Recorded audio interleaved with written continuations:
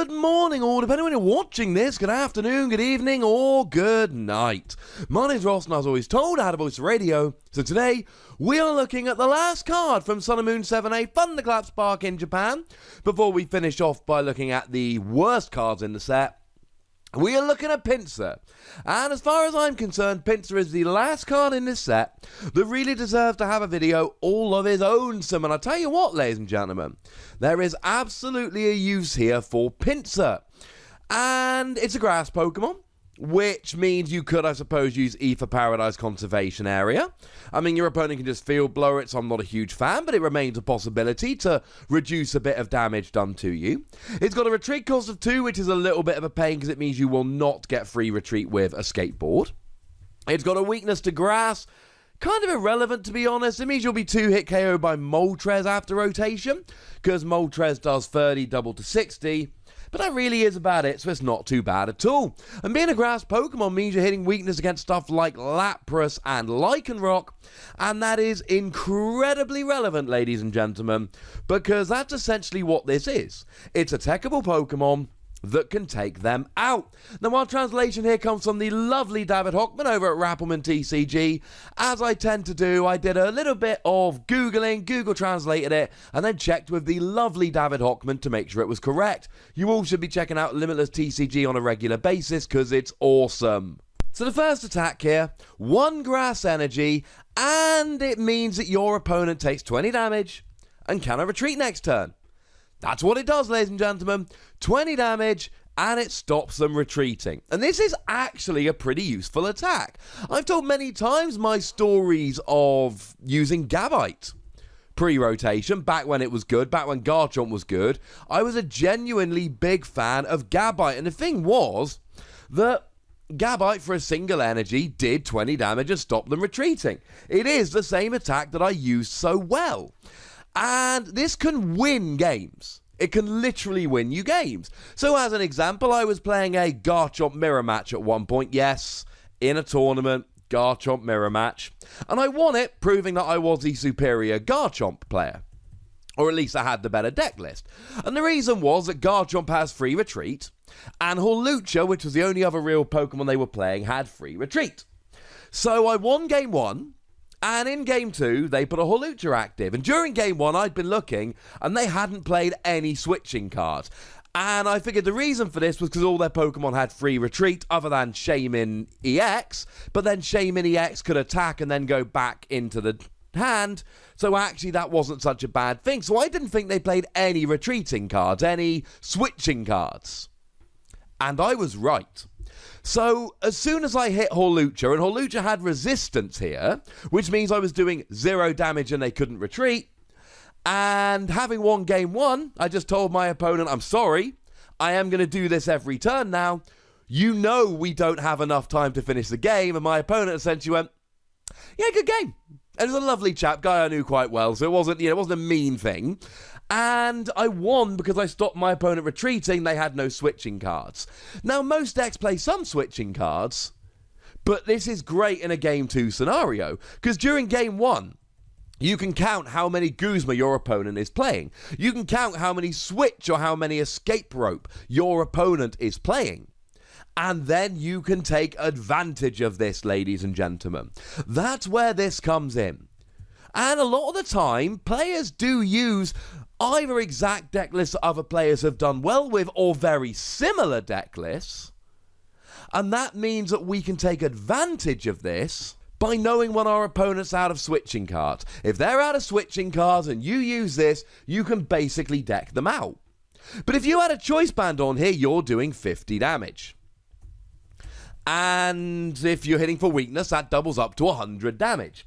So against a Lapras or a Lycanroc, you put them on a 1-turn clock. They can't retreat. Either they switch out of it, or you KO them next turn. Pinsir's got 110 HP. Now, annoyingly, that means it will be one-hit KO'd by Claw Slash. But Lycanroc needs at least a fighting double colorless to get a KO here. Lapras needs at least 3 water energy to get a KO here. So if you can hit them with this nice and early, and might I remind you, 1 energy on a basic Pokemon, and to be fair, you could also play this with rainbow energy, for instance, if you weren't playing basic grass. And as early as turn 1, if you go second, you basically say to your opponent, you are going to get knocked out next turn unless you switch out the active. Now, if it did 13, you could get a one-hit KO on Rockruff. That would be even better. Annoyingly here, it only does 20. You could always use something like a Fighting Fury Belt in Expanded to do the extra 10 damage, but you're getting a little bit awkward at that point. My point about the first attack is very simple. Basic Pokemon single energy means it can fit very nicely into almost any deck. And it's 2-hit KOing widely played good GXs while stopping them retreating, making it harder for them to get out of it. I like this, ladies and gentlemen. I think this is pretty good. But it gets better because I like the second attack even more. Now, at first glance, it looks spectacularly unexciting. 3 colorless energy, 70 damage. But essentially, this gives you an option against grass-weak Pokemon that can very easily fit into any deck whatsoever. And I get a lot of questions. Wossy, what can I use as a counter for grass-weak, lightning-weak, water-weak decks if I'm not playing that kind of energy? And this is it, and this goes back to what I'm now calling the great Onyx debacle of 2018, where I did a 10-minute video about Onyx, a card with 1 attack and no text. And the reason I said Onyx was so good was that for colorless energy, it hit fighting weakness against stuff like Zoroark. Well, that, ladies and gentlemen, is why Pinsir is so good here. Now, you do need to use a choice band, but as soon as you chuck a choice band on here, all the numbers work. The 2 main Pokemon you want to be hitting for weakness at the moment are Lapras and Lycanroc, which have 190 and 200 HP respectively. That means that if you whack a choice band on here, you are getting a one-hit KO on these Pokemon for 2 prizes, and you're off and rolling. And you've got so many options for the energy here.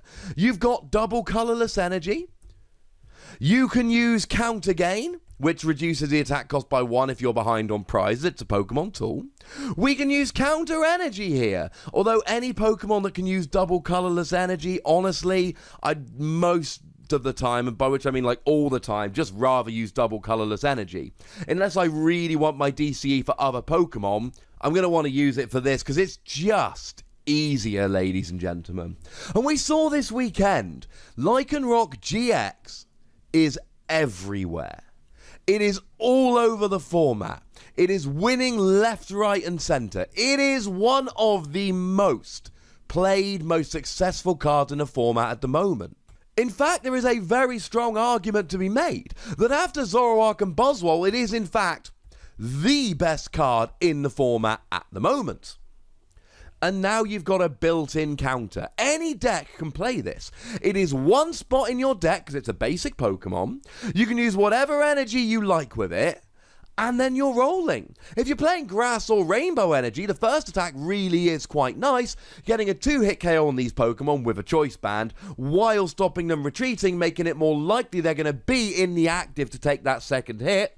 Bearing in mind both of those Pokemon need free energy, although for Lycanroc it is only 2 attachments, in order to get a 1-hit KO. So there's a very good chance here you're actually going to be able to pull off a 2-hit KO with this Pokemon, while your opponent is 2-hit KOing you. That's beautiful, ladies and gentlemen. That is absolutely beautiful. I think this is a really good Pokemon, and it's not a Pokemon around which you're going to build a deck.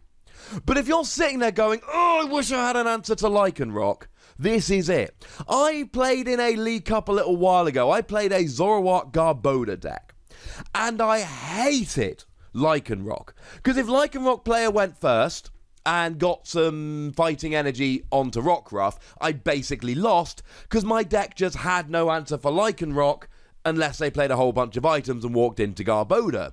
Well, if I'm playing this, hey Lycanroc, yeah, I've got an answer to you now. Come at me, bro. I'm giving this free Wossies. This is the perfect kind of card where you want to put a couple copies in your binder just in case you ever need them. And that, ladies and gentlemen, is a free Wassy card if ever I saw one. But now, ladies and gentlemen, it is over to you. Let me know in the comment section if you think you're going to use this. Let me know if you think it's going to see some play. Go nuts. Be nice. Make sure you like this video, subscribe to this channel, follow me on Twitter at Wassy, and Twitch for some live action at twitch.tv/PTCGRadio. If you want to support the channel, get some bonus podcasts and all of that, head on over to patreon.com/PTCGRadio. But by far the most important thing, as always, is to look after yourselves until next time. Thank you very much for watching. My name's Ross, and you've been watching PTCG Radio.